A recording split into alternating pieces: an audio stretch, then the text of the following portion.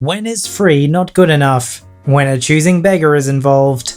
This woman tries to help out a young couple, but begins to get frustrated when they aren't happy with the help she's willing to give and demand more from her. When an event planning company is dropped by some clients, they decide to move on and let it go.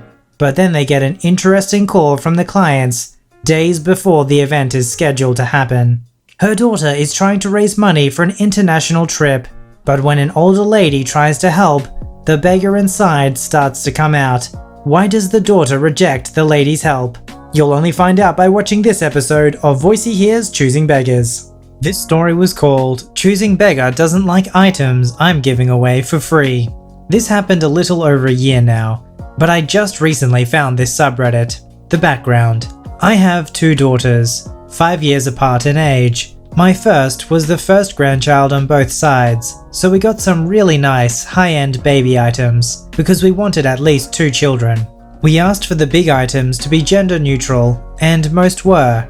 However, when we found out it was a girl and our nursery theme was announced, we received a couple girlier items. We saved everything for our second, who also turned out to be a girl, and used them for her as well. I will say, if our second had been a boy, we still would have used everything, because what baby actually cares if their swing is covered in butterflies or dinosaurs? Last year, 2 co-workers of mine unexpectedly became pregnant with a boy.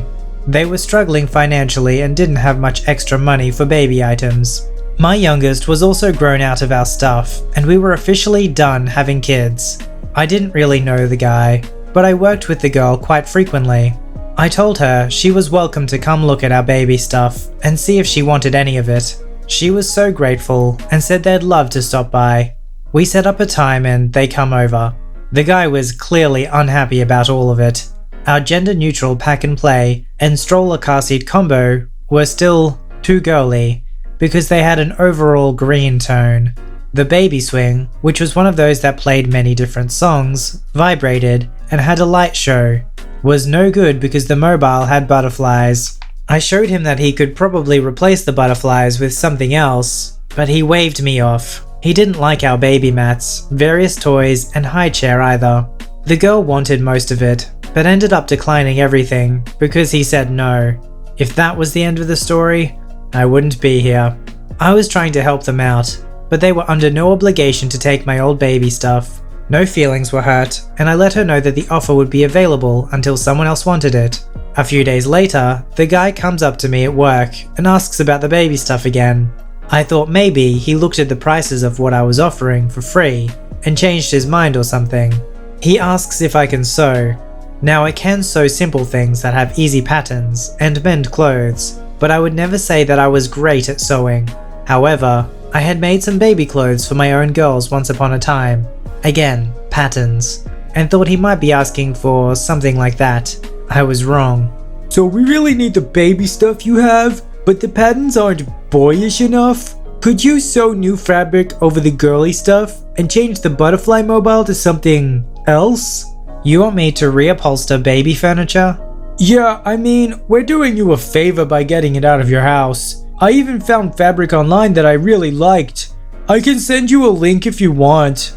I'm not going to do that. I doubt I could if I wanted to. If you don't like it, you're welcome to find something else. Come on! You know we can't afford new stuff, and I can't find anyone else giving stuff away. We really need it. You don't want the baby to sleep on the ground, do you? You can take what I have and someone else might be able to reupholster it, but I'm only giving this stuff away as is. But that'll cost money! Money we don't have. I thought you and girl were friends. What kind of a friend are you? He stormed off after a bit more back and forth, and I heard from others that he was complaining about me and my lack of generosity non-stop. The girl apologized profusely, and no one else was on his side, so he stopped after a few weeks, but never spoke to me again.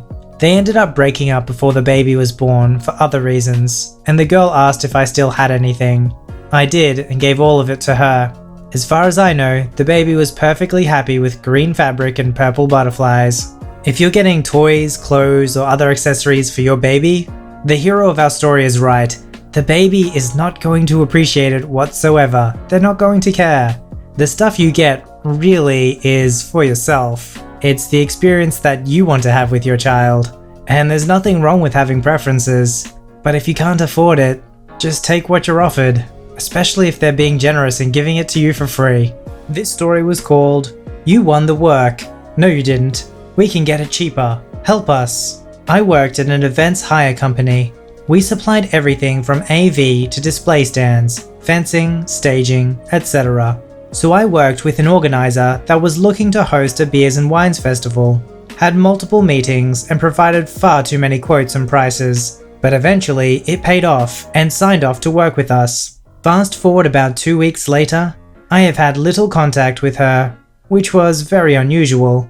Out of the blue, she emails me saying that they have found a cheaper supplier, almost half the price, and that we were ripping her off, and if we didn't void the contract and return the deposit, she would take legal action. Our prices were very fair and competitive with our main competition, so this really didn't make sense at all why it would be so insanely cheap.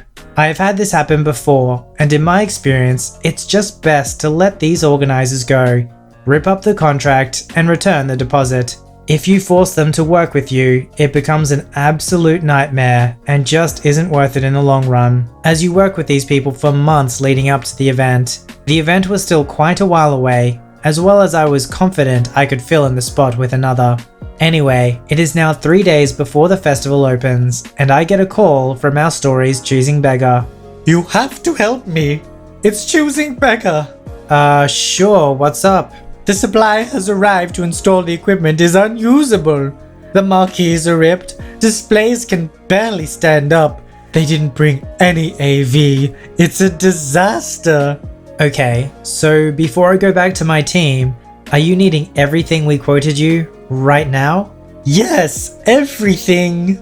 I go back to my team, and although we had a bit on, we agreed we could supply what she needed in time, but would naturally need to charge premium because it was late as anything and meant serious overtime. We didn't want to do it, but pulling her out of the crap would have made waves in our industry and bound to get good words in the right ears due to the festival's size. So I call back the choosing beggar. Choosing beggar, I have great news. We can get down there later this afternoon, and we will work non-stop over the next 2 days to get this done for you. You are a lifesaver. Thank you all so much. Now we will require 90% upfront payment, and you can pay the remaining 10% after install is complete. I will send you an invoice now, but please know the invoice will be a larger amount than before, approximately 30% more due to overtime and just being late. Pretty standard for an event this size. Guess how the mood turns now. But we had a contract. We have a set amount. You need to honor that. You made us rip it up and threaten lawsuit if we made you stick to it. Those are the prices. No other company in this city would be able to deliver what you are asking at this late notice. Regardless, the price is the price. You can take it or leave it. This is crazy. We had a contract. She throws some nasty words my way, or how we are useless and going to get sued. You have 2 hours to let me know if you want to move ahead, otherwise the stock will not be available. Goodbye. Long story short, she never called back and went ahead with the other supplier. The festival was a disaster. She had also charged independent mobile food vendors and retailers to be at this festival, and charged them premium for each spot. The vendors constantly lost power, water, and had zero support during the show, so they naturally took her to court for the money back, as they lost money attending the festival. Long story short, she had to pay back all the businesses that had purchased a spot at the festival through court order and lost her business. Then tried to sue us and blame us for the whole catastrophe, but it didn't go far. Before you say it's sad that she lost her livelihood, firstly, she should have canned that event there and then. It doesn't take an organizer to see this was in no way going to be successful. Secondly, we found out through the industry people that she has done this before, but got away with it. So screw her. She tried to personally sue me as well, which didn't go far either, but still wasted a lot of my time. It's interesting that they note the whole, before you say it's sad she lost her livelihood. It is unfortunate if anyone loses their livelihood, but no one is entitled to a livelihood where they make everyone else's lives miserable because they provide a terrible service. I mean, that's what's so great about the free market. You're not entitled to the business that you want to run. Only if you successfully serve others do you get rewarded. That's why those with an entitlement mentality never last long in running a business in the free market. This fan-submitted story was called Choosing Beggar Wants Money Back from a Gift Card That Isn't Even Hers. The backstory. I used to work in a pretty big clothing shop in the UK. I was on tills with another girl who had just started as a Christmas temp. We had a floor manager, not on tills at the time, and the deputy store manager was in the office. She was scary, only about 5 foot or so, but scary. This was also 3 or 4 years ago, so the conversation may not be 100% accurate, but I still remember it fairly well. In the story we have me, the co-worker, the new Christmas temp, the floor manager, deputy store manager, Choosing Beggar, Choosing Beggar's son, and other customers. As I've said, I was on the tills at my work with the new co-worker. She was only 16 and I had been there for a bit longer than her and was more trained than her. A customer had come up and she was serving her. A few seconds later, co-worker came up to me and asked if I could help and explained that the customer, Choosing Beggar, had claimed she had seen that we gave refunds on gift cards online and had come into the shop to get the £40 that was on the gift card. I knew full well we couldn't do this, but went to talk to the woman telling co-worker to serve another customer who was waiting to be served. Hi there, my co-worker just explained that you would like a refund on this gift card. I'm really sorry, but I don't think we can do that. Yes, you can. I read online that you have refunds on gift cards. I'm sure we do not do this. You're maybe getting it mixed up with refund cards we give out sometimes if someone doesn't qualify to get their money back, or on an actual gift card. No, it definitely said it online. I saw it. I've never seen this before. Would you be able to find it online and show me? I will try and see what happens in the gift card options, but I don't think it'll work. I swiped the gift card as she looked online for the refund thing, and like I thought it would only let me add money to it. Then I read the terms and conditions on the back where it clearly states it cannot be refunded. I can't find it now, but I did see it. Sorry ma'am, but I've actually read the terms and conditions on the back of the card and it says we cannot refund it. If you need it for Christmas presents, you can choose something from the shop, or we could split it into smaller amounts on other gift cards, 4 with £10, 2 with 20, etc. Look, my brother's girlfriend's sister had this and I just want the money back. I don't like what your shop sells, and my son, CBS, needs the money. We have things to buy elsewhere. Let me speak to your manager. You're just a young girl and clearly don't understand. Okay, well I'll get them over. I'll just be a moment. I walked over to get my floor manager, knowing that they were going to say the exact same thing as I had. Explained to her what was going on and we walked over to the woman. Hi, they've just told me what's going on and I'm afraid we cannot refund you your gift card. The Choosing Beggar now goes completely ballistic, yelling about how she needs the money, etc., screaming at the two of us. My floor manager whispers to me that she is going to get the deputy store manager and leaves me with this screaming woman. At this point, the Choosing Beggar's son has joined in and they were both telling me how awful the shop is, how we are all stupid and that it said online you can get refunds on gift cards. Now that I think about it, you can get refunds on gift cards, just not a gift card returned at my shop. I'm just saying, I'm very sorry we can't do it. Just sort of shocked at the whole situation. A few minutes later, the floor manager and deputy store manager are down the stairs and DSM takes CB and CBS to the side and tells the floor manager and me to continue serving the line of customers. I really wish I knew what DSM had said to them, but they were with her for a minute or two before leaving, and some other customers congratulated me on how well I handled the situation and how stupid the Choosing Beggar was. I still laugh about it to this day, and thankfully, haven't encountered many other Choosing Beggars. This story was called Raising Money, but not like that. Choosing Beggar mom arrives at work and makes it a point to mention that her college student daughter is raising money for an international trip. This trip is being organized through the college, and while it no doubt would have some educational value, it is not part of any particular program and offers no college credit. Basically, it's a guided tour / spring break mashup. Her co-workers are not receptive to her hints. Many of them are single parents and would be classified as working poor. They have, at best, a high school education. Furthermore, their children, who would be college-aged, aren't in college because college is an expensive luxury. something for other people's kids. Her implied request would die a quiet death, if not for the enabler supervisor, coincidentally a relative of Choosing Beggar Mum, who announces to the group as a whole that this would be a lovely cause for them to take up. Enabler supervisor can't actually force anyone to donate. HR would have something to say about that. But she does apply some uncomfortable pressure. And while no one offers to pledge any money, there also isn't anyone willing to speak up, except Mary. Mary is an older lady, very nice. She often seems a bit absent-minded, but she still has that skill that only a certain southern woman seems to possess, an ability to sweetly point out the follies of others. Mary doesn't say anything immediately.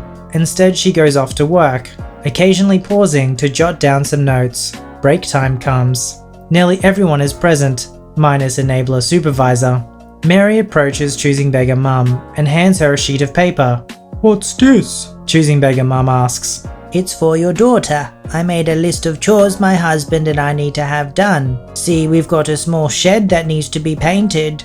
It would probably just take a few hours, and we could pay her $50. I don't think she knows how to paint. Choosing Beggar Mum says uncomfortably.